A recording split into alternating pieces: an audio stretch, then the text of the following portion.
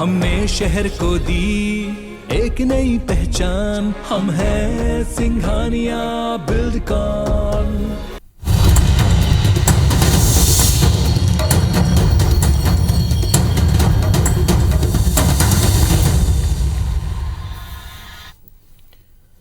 नमस्कार, आप देख रहे हैं IBS24। मैं हूं आपके साथ राहुल सिन्हा। छत्तीसगढ़ के खबरों के इस बुलेटिन में आपका स्वागत है। और बुलेटिन में सबसे पहले बात करेंगे स्वर कोकिला के निधन की।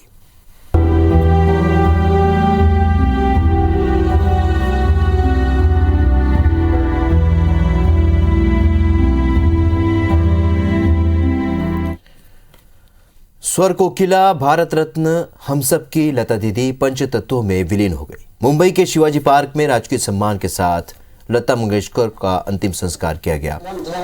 भतीजे आदित्य मंगेशकर ने अपनी बुआ को मुखाग्नि दी। इस दौरान पार्क में मौजूद प्रधानमंत्री नरेंद्र मोदी, राजनीतिक, खेल और कला जगत की हस्तियों समेत जन सैलाब ने लता दीदी को नम आंखों से विदाई दी। इससे पहले पीएम मोदी, सीएम उद्धव ठाकरे, शरद पवार, अजीत पवार, पीयूष गोयल, सचिन तेंदुलकर, शाहरुख खान, आमिर खान समेत कई लोगों ने श्रद्धांजलि अर्पित की। ये 5 तस्वीरें आप देख रहे हैं लता मंगेशकर के अंतिम संस्कार से जुड़ी ये 5 तस्वीरें।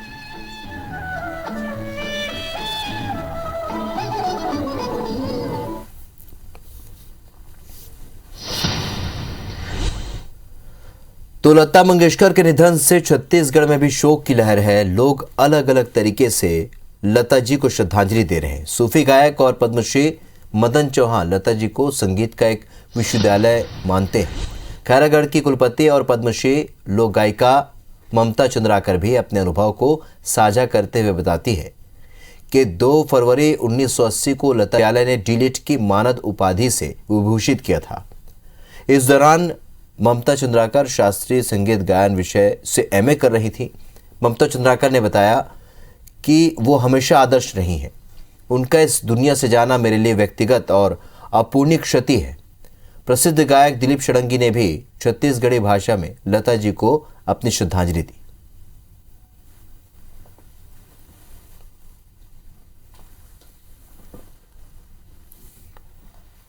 लता जी के बारे में जितना कहा जाए कम है।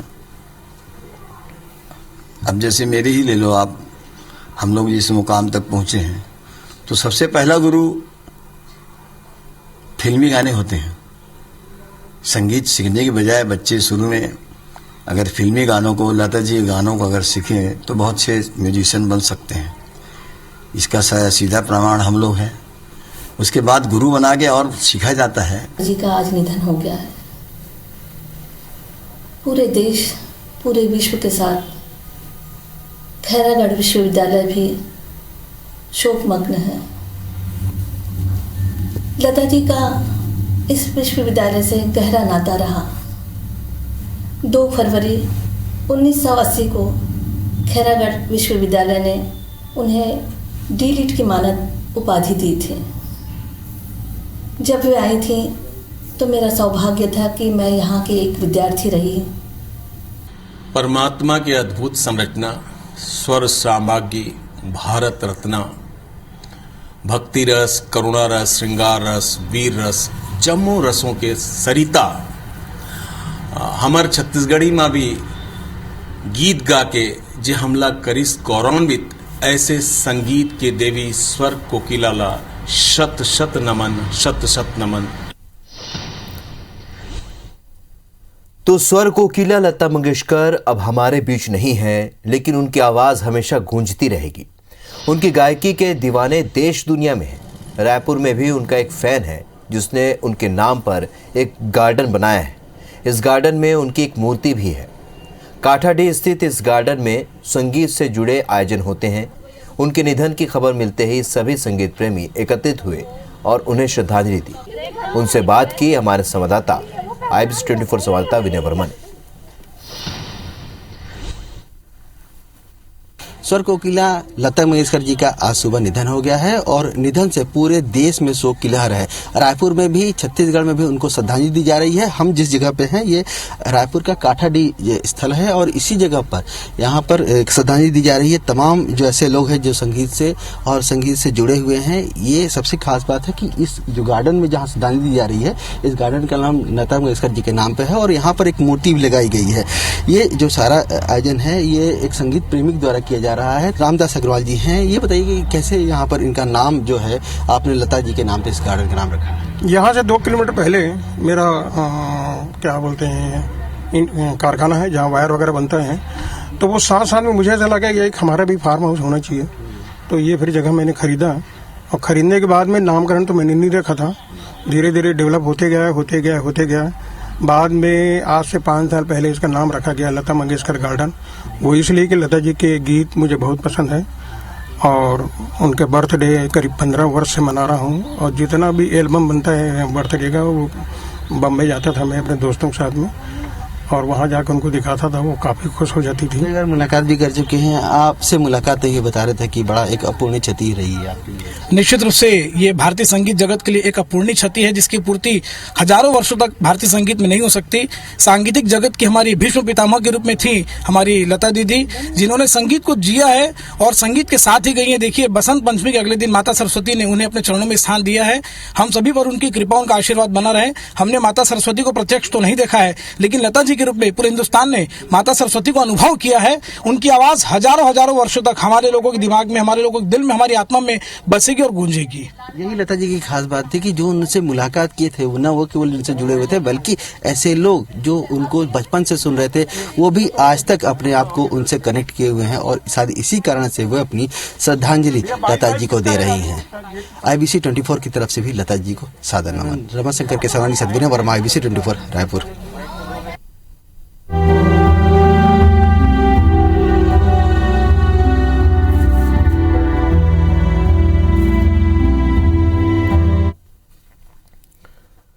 रुक करते हैं कुछ और खबरों का। कांग्रेस के राष्ट्रीय नेता और मध्य प्रदेश के पूर्व मुख्यमंत्री कमलनाथ ने छत्तीसगढ़ में राष्ट्रीय नेताओं के विरोध की राजनीति पर कहा है कि हमें उपलब्धियों की राजनीति करनी चाहिए, विरोध की नहीं। उन्होंने कहा कि जनता विरोध की राजनीति पसंद नहीं करती, वो दृष्टिकोण देखती है। उन्होंने कहा कि मध्य प्रदेश में चल रहे घर घर अभियान को अच्छी सफलता मिल रही है, इसमें शिवराज सरकार की खामियां सामने आ रही। कमलनाथ दरअसल आज छत्तीसगढ़ के मुख्यमंत्री भूपेश बघेल के बेटे की शादी में शामिल होने के लिए रायपुर पहुंचे। साथ ही उन्होंने गोयल ग्रुप कंपनीज के चेयरमैन सुरेश गोयल के निवास जाकर उनसे मुलाकात भी की। रायपुर दौरे पर आए कमलनाथ से बातचीत की हमारे संवाददाता राजेश मिश्रा ने। कांग्रेस के राष्ट्रीय नेता, मध्य प्रदेश कांग्रेस कमेटी के अध्यक्ष और पूर्व मुख्यमंत्री कमलनाथ जी हमारे साथ यहाँ पर उपस्थित हैं। पिछले दिनों राहुल गांधी जी यहाँ पर आए थे। राहुल गांधी जी ने बोला था कि देश 2 भागों में बंट गया है। उसके बाद सिंधिया जी आए। सिंधिया जी का कहना है कि भारत देश का कोई भी नागरिक इस तरह का बयान नहीं दे सकता। एक चीज, दूसरा उन्होंने कहा कि शायद वो बात कर रहे हैं तो 2014 की कर रहे हैं। इस पर क्या कहना है? जो राहुल जी ने कही पूरी बात शायद सिंधिया जी समझे नहीं। राहुल जी ने कहा था 2 भागों में बटी है, एक जो गरीब है और एक जो अमीर है। उन्होंने किसी जाति धर्म की बात नहीं करी थी। पर अगर सिंधिया जी को नहीं समझ आई ये बात और ये कहे 2 भागों में बटी है तो ये उनकी सोच में समस्या है। सर, 2023 की तैयारी में छत्तीसगढ़ भी लगा है, मध्य प्रदेश भी लगा है। मध्य प्रदेश में घर घर अभियान आप लोगों का लग रहा है, कितनी सफलता मिल रही घर घर अभियान? हमें बहुत सफलता मिल रही है। हमें पूरी आम जनता मध्य प्रदेश की तस्वीर देखते हुए हमारा पूरा समर्थन कर रहा है। आज मध्य प्रदेश का हर वर्ग परेशान है। हमारा बेरोजगार नौजवान होए, हमारा किसान होए जो भटक रहा है खाद और बीज के लिए, हमारे छोटे व्यापारी होए, जहां देखो सब वर्ग परेशान है। मैं तो शिवराज जी से हमेशा पूछता हूं, एक बता दीजिए मेरे को कौन सा वर्ग आपसे खुश है। ये आज तस्वीर देखते हुए हमें पूरा जन समर्थन मिल रहा है। फिर पंजाब में सीएम का चेहरा कौन हो सकता है? सीएम का चेहरा चन्नी जी होंगे। ये तो सर, एक सवाल मैं, अगर आप इजाजत दें तो छत्तीसगढ़ की पूछ सकता हूं कि ये छत्तीसगढ़ में इन दिनों राष्ट्रीय नेताओं के विरोध की राजनीति शुरू हो गई, परंपरा शुरू हो गई, उसको किस तरह से लेते हैं? देखिए, हमें उपलब्धियों की राजनीति करनी चाहिए। विरोध की का अपना स्थान है, वो भी आवश्यक है, पर आज जनता विरोध नहीं सुनना चाहती। वे आपकी उपलब्धि, आपका सोच, आपका दृष्टिकोण सुनना चाहती है। Thank you. तो ये थे कमलनाथ जी, और इनका कहना है कि विरोध की राजनीति नहीं होनी चाहिए, मुद्दे की राजनीति होनी चाहिए। कैमरामैन मुकेश सिंह के साथ राजेश मिश्रा, ABC 24 रायपुर। रायपुर में भाजपा नेता कार्यकर्ता और पुलिस के बीच झड़प की घटना को लेकर विधानसभा थाने में धरने पर बैठे नेताओं ने आज देर शाम धरना खत्म कर दिया। इससे पहले आज शाम भाजपा के एक प्रतिनिधिमंडल ने राजभवन पहुंचकर राज्यपाल के नाम ज्ञापन सौंपा। इससे पहले कि इस घटना के विरोध में सोमवार को रायपुर बंद के आह्वान को लेकर पूर्व मुख्यमंत्री डॉक्टर रमन सिंह, भाजपा के प्रदेश अध्यक्ष विष्णुदेव साय, नेता प्रतिपक्ष धर्मलाल कौशिक समेत अन्य वरिष्ठ नेताओं की बैठक हुई। बैठक के बाद रमन सिंह ने बताया कि लता मंगेशकर के निधन की वजह से राष्ट्रीय शोक है, इसलिए रायपुर बंद आह्वान को वापस ले लिया गया है। आने वाले दिनों में इस बंद को लेकर बैठक कर नए रणनीति तैयार की जाएगी। रायपुर बंद का भी कल की दृष्टि से जो स्थिति बनी हुई है और राष्ट्रीय शोक को देखते हुए उसको भी फिलहाल स्थगित किया गया। एक बार फिर कोरिया जिले के कलेक्टर और एसपी को बदल दिया गया है। अब कुलदीप शर्मा को जिले का नया कलेक्टर बनाया गया है, जबकि प्रफुल्ल ठाकुर को एसपी बनाया गया है। दरअसल नगरीय निकाय चुनाव के रिजल्ट के बाद जिले में कलेक्टर और एसपी को कम समय में हटाने पर सवाल खड़े हो रहे हैं। कांग्रेस सरकार के 3 साल के कार्यकाल में अब तक 5 कलेक्टरों को बदला जा चुका है, जबकि 3 साल में 3 एसपी बदले जा चुके हैं। बता दें कि विलास संदीपान भूस्कर केवल 4 महीने के लिए कलेक्टर रहे, श्याम धावड़े 7 महीने, इसके अलावा डोमन सिंह और SN राठौर 1 साल भी नहीं रह पाए। वहीं संतोष सिंह को हटाकर प्रफुल्ल ठाकुर को एसपी बनाया गया है। मामले में पूर्व मंत्री भैयालाल राजवाड़े का कहना है कि कलेक्टर जिले को समझ नहीं पा रहे हैं और उनको हटा दिया जा रहा है। उधर कांग्रेस विधायक गुलाब कमरों से सीएम का विशेषाधिकार बता रहे हैं। उनका कहना है कि कलेक्टर एसपी के बदले जाने से कोरिया का विकास प्रभावित नहीं हो रहा है।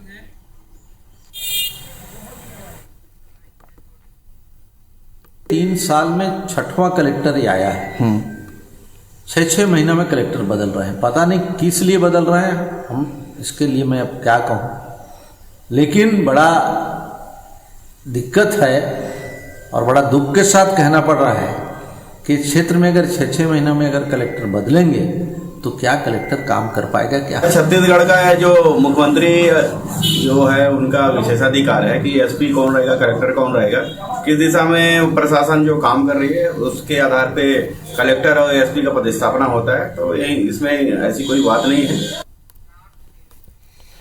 छत्तीसगढ़ में मुख्यमंत्री भूपेश बघेल के रेत और खनिज के अवैध कारोबार पर लगाम के निर्देश के बाद प्रदेश के जिलों में कार्रवाई जारी है। और पहली हम 2 तस्वीर आपको दिखाते हैं। पहली तस्वीर बलरामपुर की है, जहां पर प्रशासन ने 1 सप्ताह के भीतर 80 से भी ज़्यादा मामले दर्ज किए हैं और करीब 22 लाख रुपए के राजस्व की वसूली की है। वहीं कलेक्टर ने रेत और दूसरे खनिज के दाम न बढ़े इसके लिए भी ज़रूरी निर्देश दिए हैं। उधर दूसरी तस्वीर सूरजपुर की है, जहां पर रेत के अवैध खनन और अवैध खनिज उत्खनन को लेकर प्रशासन एक्शन में है। जिले में प्रशासन ने बीते 8 महीने में विभिन्न क्षेत्रों में अवैध रेत खनन और परिवहन को लेकर करीब 44 लाख रुपए का जुर्माना वसूला है। वहीं 1 सप्ताह में 60 से भी ज्यादा वाहनों पर कार्रवाई की गई।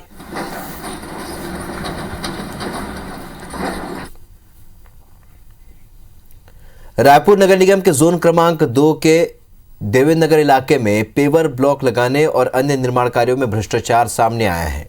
यहां 19 लाख के पेवर ब्लॉक लगाने के टेंडर में बिना काम के ही ठेकेदार को 9 लाख रुपए से भी ज्यादा का भुगतान कर दिया गया। अधिकारी ठेकेदार को 10 लाख रुपए की दूसरी किश्त का भुगतान करने ही वाले थे, तभी पार्षद हरदीप सिंह होरा ने इस पर आपत्ति लगा दी। मामला सामने आने के बाद निगम अमले में हड़कंप मच गया। मौके का जायजा लिया हमारे संवाददाता संदीप शुक्ला ने। आप आए दिन रायपुर नगर निगम की आर्थिक गड़बड़ियों की खबर देखते होंगे, लेकिन आज हम आपको ऐसा मामला बताएंगे जिससे आपकी आंखें खुली की खुली रह जाएंगी। अभी हम खड़े हैं देवेंद्र नगर के सेक्टर 2 में, जो कि जोन 2 में आता है, और नगर निगम के अनुसार ये जो सड़क आप देख रहे हैं यहाँ पर पेवर लग चुके हैं। हम इसलिए कह रहे हैं कि नगर निगम के अनुसार, क्योंकि आपको बता दें कि सेक्टर 2 में पेवर ब्लॉक लगाने के नाम पर 19 लाख रुपए का ठेका हुआ है। और सबसे बड़ी बात है, यहाँ पर आप देखेंगे ना पेवर लगा है ना इसका काम शुरू हुआ है।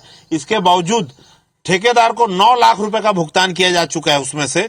और ये गड़बड़ी जब सामने आई है तो पार्षद बंटी होरा जो है, इन्होंने शिकायत करी है और एक पार्षद जो है लगातार 2 महीने से शिकायत कर रहे हैं, उस पर भी सुनवाई नहीं हो रही है। मामला क्या है, सरल शब्दों में बताएं दर्शक। सेक्टर 2 के नाम से स्वीकृति मिली और टेंडर भी सेक्टर 2 में देवेंद्र नगर में पेवर ब्लॉक लगाने के नाम से हुआ। वर्क ऑर्डर में भी उसमें सेक्टर 2 का उल्लेख है। तो मैंने सेक्टर 2 में हर जगह ढूंढा कि पेवर गए कहाँ लगे हैं 19 लाख के पेवर। जब भुगतान हुआ उसका 9 लाख कुछ का भुगतान हो चुका है, पहला बिल उसमें निकल चुका। जब फाइनल बिल लगा के लिए उसने फाइल बढ़ाई तो मैंने वो फाइल को रुकवाई है अधिकारियों को बोलकर कि ये ब्लॉक लगा ही नहीं है पेवर ब्लॉक, तो इसका भुगतान कैसे हो गया और बाकी भुगतान के लिए अभी आप इसमें रोक लगाइए।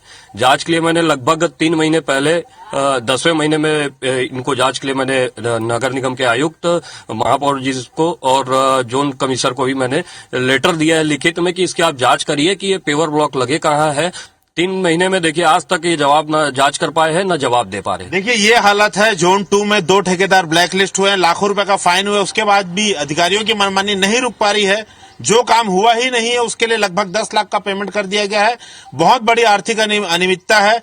देखते हैं कि जब महापौर और जो अन्य जो नेता हैं जब यूपी चुनाव से लौटेंगे इस पर क्या कार्रवाई होती है। कैमरामैन अभिषेक गर्ग के साथ संदीप शुक्ला, IBC 24 रायपुर।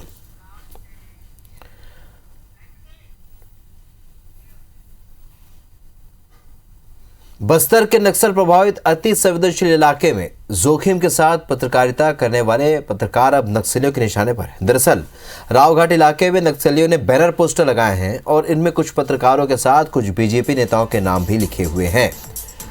नक्सलियों ने लोगों को परेशान करने और धन उगाही के आरोप लगाए। इतना ही नहीं, कांकेर जिले के पखांजुर में जन अदालत लगाकर सजा देने की बात भी इस पत्र में है। लेकिन अब ये सवाल उठ रहा है कि आखिर नक्सली पत्रकारों को निशाना क्यों बना रहे हैं।